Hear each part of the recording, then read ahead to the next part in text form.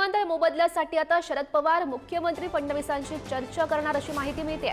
पुरंदर विमानतळ प्रकल्पातील शेतकऱ्यांना कमी मोबदला दिल्याची माहिती समोर आलेली होती आणि शरद पवार यांनी काल जिल्हाधिकाऱ्यांशी या संदर्भात चर्चाही केली आहे। मुख्यमंत्र्यांशी चर्चा करून मार्ग काढण्याचं पवार यांनी शेतकऱ्यांना आश्वासन सुद्धा दिलेलं आहे।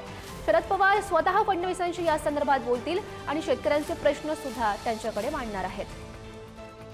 पुरंदर विमानतळ मोबदल्यासाठी आता शरद पवार मुख्यमंत्री देवेंद्र फडणवीस यांच्याशी चर्चा करणार आहेत। पुरंदर विमानतळ प्रकल्पातील शेतकऱ्यांना कमी मोबदला दिल्याची माहिती खरं तर समोर आलेली होती, ती आपण बघितलेली होती आणि त्या संदर्भात ते चर्चा करतील। आणि या संदर्भात अधिकची माहिती जाणून घेऊयात। आमचे प्रतिनिधी बालाजी पोद्दार आपल्या सोबत आहेत। बालाजी,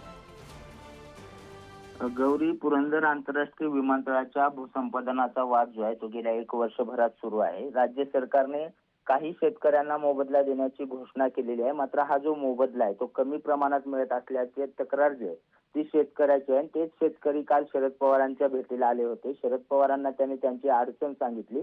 त्या सगळ्यावरती 241 शेतकऱ्याने आक्षेप नोंदवलेला होता भूसंपादनाचा आणि एरोसिटीच्या माध्यमातून आम्हाला जमीन नको तर आम्हाला मोबदला जास्त हवाय अशी मागणी त्यांची आहे। त्यासाठीच ते शरद पवारांना भेटले। काल शरद पवार यांनी स्वतः जिल्हाधिकारी जितेंद्र डोडले यांच्यासोबत बैठक घेतली आणि इतर काही गोष्टी ज्या आहेत त्या सर्व गोष्टी मुख्यमंत्री देवेंद्र फडणवीस यांना भेटून प्रत्यक्षात बोलून या अडचणी सोडवण्याचं आश्वासन जे आहे ते शरद पवार यांनी या शेतकऱ्यांना दिलेला आहे। आता हा प्रश्न नेमका सुटतो का चिघळतो हे पाहणं महत्त्वाचं आहे। मात्र पुरंदर भूसंपादनाचा विषय कुठल्याही परिस्थितीत राज्य सरकार पूर्ण करणार असल्याचं जिल्हाधिकाऱ्यांनी म्हटलेलं आहे।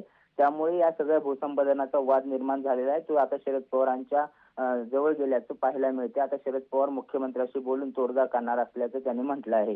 गौरी, नक्कीच बालाजी, खरं तर दोघांमध्ये नेमकी कधी चर्चा होती आणि काय तोडगा यातून निघतो हे बघणं महत्त्वाचं ठरणार आहे। धन्यवाद दिलेल्या सविस्तर माहितीसाठी।